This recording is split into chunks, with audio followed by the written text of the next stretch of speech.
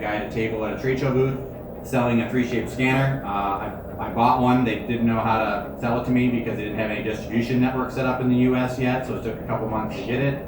And then all of a sudden I started scanning with their scanner and the same printer, maybe I was able to use half the parts now. And I saw kind of light at the end of the tunnel.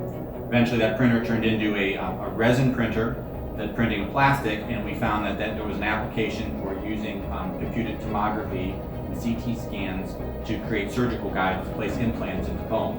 So we were really one of the first labs doing 3D printed surgical guides back in the early 90s. From that experience, we had that technology, we just kept evolving it. And as our industry kind of went digital, we were always a big fan of 3D printers. So that was kind of our the origins of 3D printing. At this point in our business, because we really are almost gone 100% digital with our processes, it comes a lot down to what materials are available.